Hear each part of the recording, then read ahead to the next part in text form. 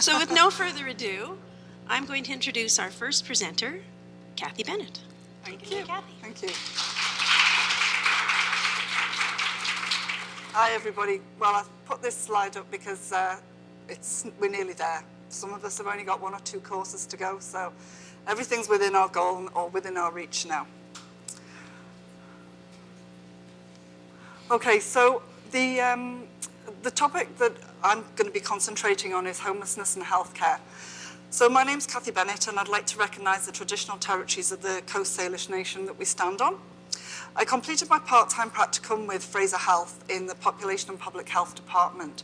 And I'd like to acknowledge Sue Noga, Sam, Tong, Becky Doherty for the fantastic expertise and leadership skills that they helped me out with during this practicum. I've been very, very passionate about this, and it was a really good 6 months. I did it part-time, and it was amazing. Oh, what's happening here? Right. So yeah, it was an absolutely fantastic practicum. So the reason why I wanted to do this practicum was that I am a registered nurse as well. And when I was working in a department last year, I realized that there was a lot of homeless people within the hospital environment. And I thought that this was a little bit ridiculous. There were some people that were there for 6 months. And as you can imagine, why is somebody in hospital? So some of these people were living with recently acquired disabilities, so people who'd perhaps had an amputation that now required to be going home with a lift ramp or a ramp, and they had rental accommodation and they weren't able to go back to their accommodation. And then there was the absolutely homeless, and basically the absolutely homeless are people that if we asked them to leave the hospital, they would be going back onto the street. And these were things that started getting my mind going and thinking, what can we do for these people? And surely there must be some process somewhere in the health authority where we can help these people. Oops, sorry, folks. So early on in my practicum, I decided that we've got to get the balance right. There must be some link here between housing and healthcare. And obviously with having the expertise in my public health, I felt that we needed to get the balance right. So that's just a little slide that I've put up there. So when I started in last September, the main accomplishments that I wanted to look at were strategic planning. And I did a lot of collaboration with non-profit organisations, with the health authority, and we came up with some issues that really needed looking at. One was an anti-stigma campaign, some data technology improvements, and a framework for senior leaderships. So the strategic planning that we looked at was an admission and discharge process.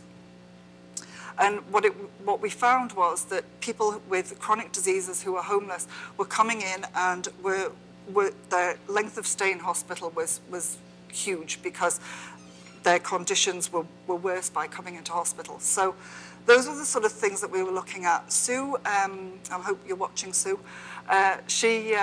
she set up a discharge model of care, which was a memorandum of understanding. So we were able to get people out of hospital quicker. So she was going to the shelters, and she was actually getting access to 5 beds within one of the municipalities in Fraser Health.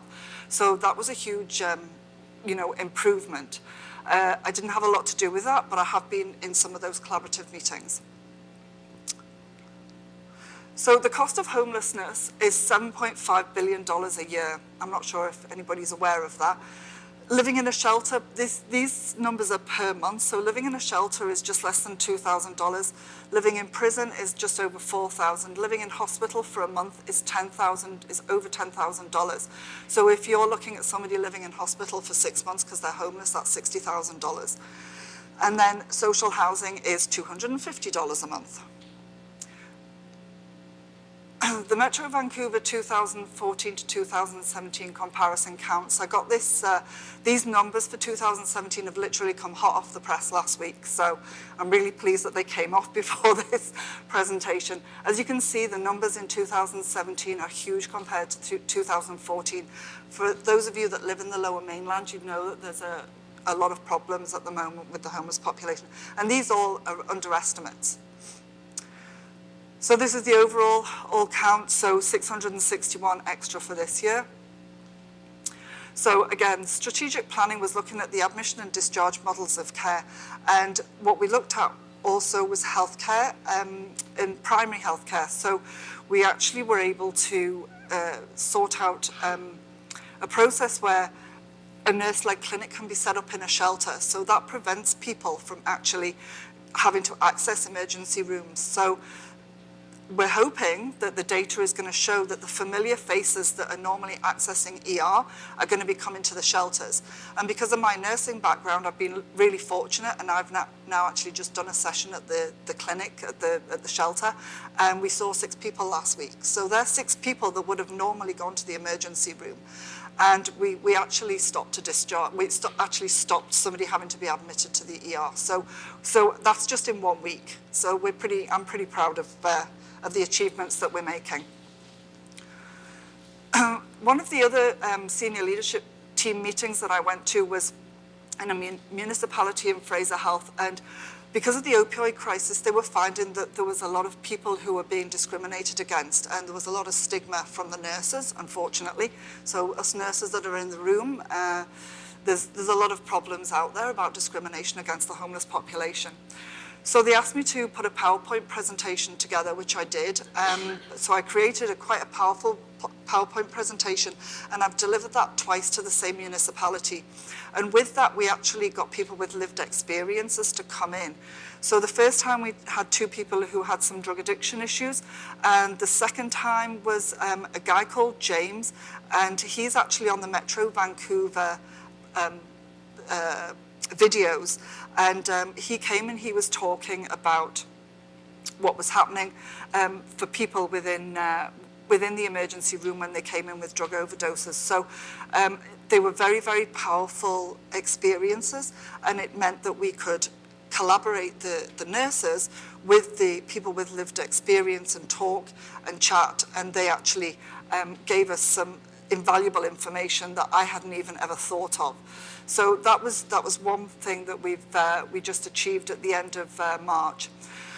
Data analysis, this was something that was really, this came sort of out of the blue, and what happened was, where I work, I knew that they were integrating a new computer system.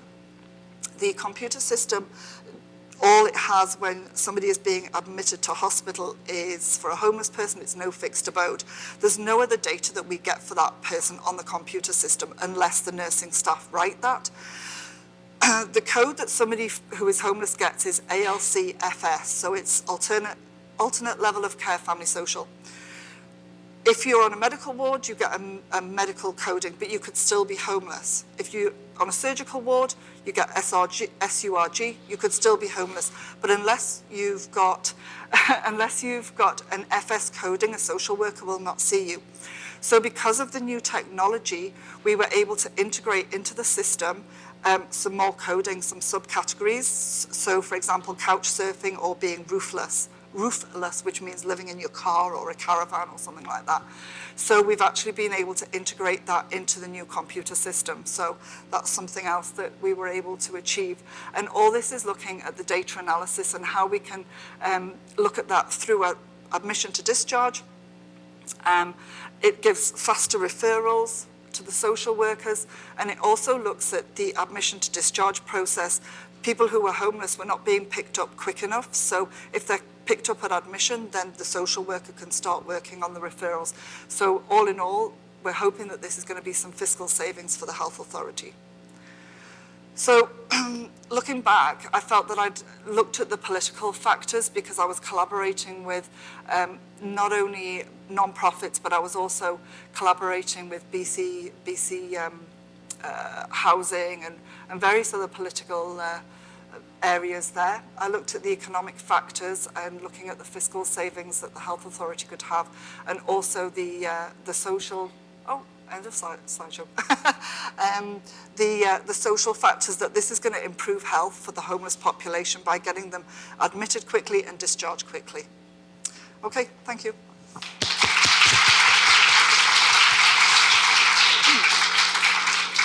Thank you, Cathy. That was that amazing work that you've done. Talk about being the change, right? And as part of her practicum, she has implemented change in the hospital. How amazing is that? So, questions. I got people with hands up. You promised you wouldn't ask a question. It's Chase here. Sorry, I lied. I am going to ask you a question. By the way, very, very good presentation and great way to kick this off. Thank you. I've worked a lot with marginalized groups in Vancouver's downtown east side, and a lot of them have experienced homelessness. And this might be out of the scope of your project, but a lot of them noted that a lot of them left shelters when they were actually in there due to issues around cleanliness or theft or being surrounded by other people who use drugs. And I'm just wondering if there's any sort of future direction where maybe there'd be some funding to try and address those issues in the shelters to perhaps make that transition better and to try and keep people in the shelters for a longer period of time to stabilize them. Sorry, did you say they hated the shelters or they Not liked them? hated, but some of them would purposely leave shelters based on issues around cleanliness or drug users around them or theft and things like that. Yeah, and that's the problem is that, you know, a lot of people think that the typical homeless person is drug addicted, got mental health issues. Because of the affordable housing crisis that's going on now, there's 4 people a week or 5 people a week being made homeless. And these are people with children, and they're having to now, you know, put their child somewhere else while they're homeless. And it's a really, you know, it's a terrible situation. And we are finding more and more people who haven't got drug addiction and mental health issues are becoming homeless. They don't like that environment. So what the BC Housing do have strategies in place, and it's called Housing First. So what it is actually putting somebody into a home and then putting all the services in for them. So all the wraparound services. So you'll have a doctor, a psychiatrist, if necessary, a nurse. So they want people to be housed. The evidence is showing that having house first makes everything a lot better. And, you know, I heard that when I was going into the shelters. And believe me, the one where I reside, it's an old mattress shop, and there's just 40 mattresses on the floor. There's no privacy. It's just disgusting. And I was hearing that, and they were just saying, we've been here 2 years, we just want a house, we just want to move. And they didn't know who I was. They didn't know why I was there. They just said, we just want somewhere to live. And it's such a sad, sad state of affairs. So, yeah. Thank you. Thank you. Time for one more question, if there is one. Doing my scan. Nigel. Cathy, great presentation and great work. And I just one question. Do you know of any sort of jurisdictions where perhaps, you know, they're very good models for sort of getting it right, or is it really grim pretty well everywhere? Medicine Hat are doing a really good job. I was told that Medicine Hat didn't have a lot of homeless people. I think they did have, but they've got a lot of really good government funding because of a lot of the First Nation. They've been able to get a lot of funding from there. So Medicine Hat are doing an awesome job. I just wish we were doing a good job as well, but unfortunately we're trying, but it's just not happening quick enough. Thank you. Thank you. Thank you, Cathy. Thank you. I'll turn the mic off.